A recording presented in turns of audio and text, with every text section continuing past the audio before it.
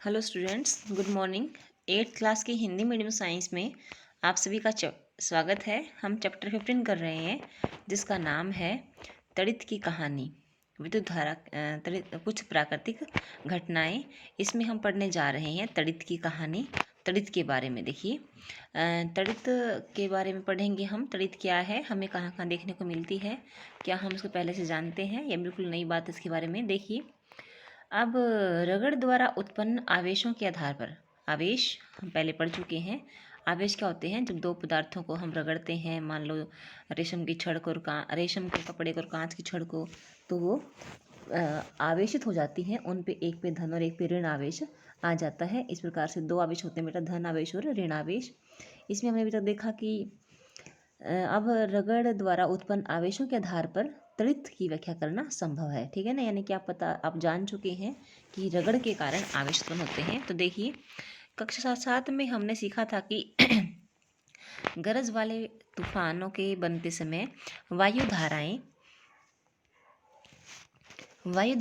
ऊपर की ओर जाती हैं, जबकि जल की बूंदें नीचे की ओर आती हैं। इन प्रबल गतियों के कारण आवेशों का पृथक्करण होता है।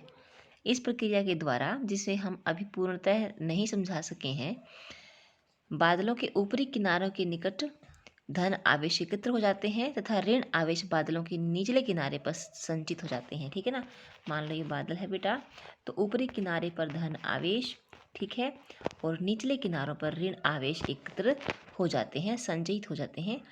धरती के निकट भी धन आवेश का संचयन होता है, यानी कि मान लो धरती है ये, यहाँ भी धन आवेश का संचयन होता है। ठीक है बेटे, ठीक है, तो यहाँ पर भी धन आवेश का संचयन होता है। ठीक है ना, और ऊपर बादलों के ऊपरी किनारों पर क्या होता है बेटा, ऋण आवेश का संचयन होता है। ठीक है, धरती के निकट भी धन आवेश का संचयन होता है। जब संचित आवेशों का परिमाण अत्यधिक हो जाता है, तो वायु जो विद्युत की हीन चालक है, वह आवेशों के प्रवाह को नहीं रोक पाती। क्या है बेटा, जब इन आवेशों का संचयन बहुत अधिक हो जाता है, तो वायु जो विद्युत की हीन चालक है, आवेशों के प्रवाह को नहीं रोक पाती। ऋणात्मक और धनात्मक आवेश मिलते हैं और प्रकाश की चमकीली धारियाँ ध्वनि उत्पन्न करती हैं। ठीक है, इस क्या होता है बेटा, इससे प्रकाश की चमकीली धारियाँ तथा ध्वनि उत्पन्न होती है। इसे हम तड़ित के रूप में देखते हैं। ठीक है ना, इस प्रक्रिया को विद्युत विसर्जन कहते हैं। क्या कहते हैं बेटे, विद्युत विसर्जन कहते हैं। ठीक है, यहाँ पर चित्र में देखिए क्या दिखा रखा है। यहाँ पर देखो, बादलों के ऊपरी किनारे पर धनावेश है, ठीक है बेटा, निचले किनारों पर क्या है बेटा, ऋणावेश है, और पृथ्वी के निकट भी क्या है बेटे, ऋणावेश है। पृथ्वी के निकट भी क्या है, ऋणावेश है। तो वायु जो विद्युत की हीन चालक है, तो इस प्रकार से क्या है, ये विद्युत का विसर्जन होता है, यानी कि ऋण आवेश जो है धन आवेशों को छूने का प्रयास करते हैं, तो आवेशों का यह प्रवाह क्या करता है बेटा, तड़ित को जन्म देता है। यह क्या कहलाती है, तड़ित कहलाती है। ठीक है बेटा, तो आगे देखिए,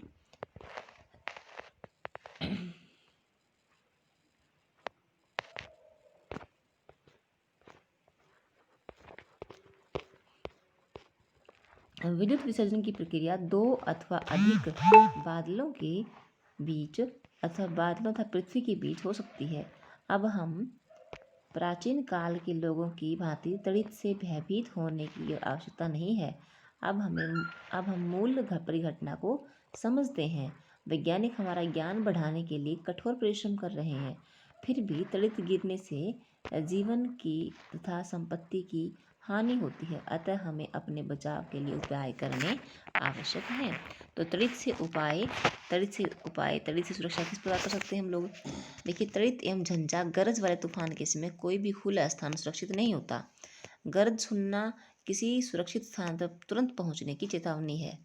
अंतिम गर्जन सुनने के बाद सुरक्षित स्थान से बाहर आने से पहले कुछ देर प्रतीक्षा करें।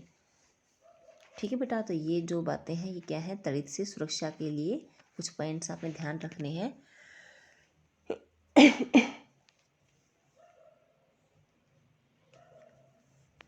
आगे है बेटा, सुरक्षित स्थान का पता लगाना। यदि कोई मकान अथवा भवन सुरक्षित स्थान है, तो कोई मकान या अथवा भवन सुरक्षित स्थान है। यदि आप किसी कार अथवा बस द्वारा यात्रा कर रहे हैं तो वाहन की खिड़कियां व दरवाजे बंद होने पर आप उसके भीतर सुरक्षित हैं।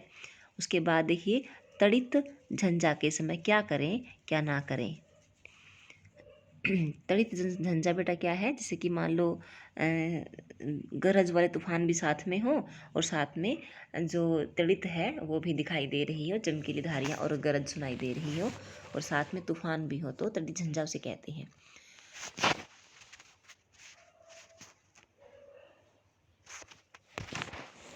तो तड़ित झंझा जो है बाहर खुले में हो तो अब क्या करें, उसके बाद आएगा घर के भीतर क्या करें। ठीक है, तो बाहर खुले में क्या करना चाहिए, खुले वाहन जैसे मोटरसाइकिल, ट्रैक्टर, निर्माण कार्य हेतु मशीनें, खुली कार सुरक्षित नहीं है।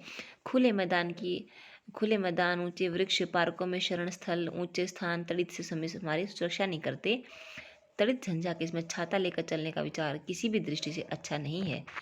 ठीक है, यदि हाँ तो हमें देखिए, यदि आप वन में हैं तो छोटे वृक्ष के नीचे शरण लीजिए। यदि आप ऐसे खुले क्षेत्र में हैं जहाँ कोई शरण स्थल नहीं है तो सभी पेड़ पौधों से काफ़ी दूरी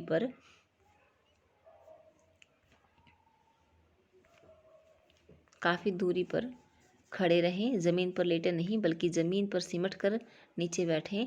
अपने हाथों को घुटनों पर तथा सिर को हाथों के बीच रखें। इस स्थिति में आप आघात के लिए लघुत्तम लक्ष्य बन जाएंगे, यानी कि कम से कम एरिया आप घेरेंगे और उतना ही कम चांस होंगे कि बिजली आप पर गिरे, तड़ित आप पर गिरे। ठीक है बेटा, यदि आप घर के भीतर हैं तब क्या करना चाहिए, तड़ित टेलीफोन के तारों, विद्युत तारों तथा धारा के धातु के पाइपों पर आघात कर सकती है।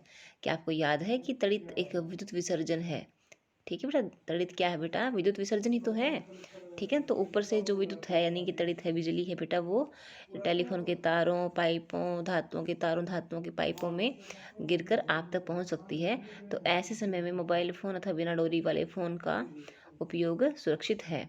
ठीक है बेटा, और हमें जो तार वाले टेलीफोन हैं या विद्युत तार हैं, धातु के पाइप, इनको छूना नहीं चाहिए। परंतु यह बुद्धिमत्तापूर्ण नहीं है कि आप किसी ऐसे व्यक्ति को टेलीफोन करें जो तार युक्त फ़ोन से आपकी बात सुन रहा है। बहते जल के संपर्क से बचने के लिए तड़ित झंझा के समय स्नान से बचना चाहिए। कंप्यूटर, टीवी आदि जैसे विद्युत उपकरणों के प्लगों को सॉकेट से निकाल देना चाहिए। विद्युत बल्बों, ट्यूबलाइटों को जलाए रखा जा सकता है, इनसे कोई हानि नहीं होती। ठीक है बेटा, तो आज के लेक्चर में इतना ही। तड़ित और तड़ित झंझा के बारे में पढ़ते हैं, उसके बाद हम आगे पढ़ेंगे तड़ित चालक क्या है। ठीक है बेटा, यहाँ तक आप लेसन पढ़ना है। इसी के साथ thank you and all the best.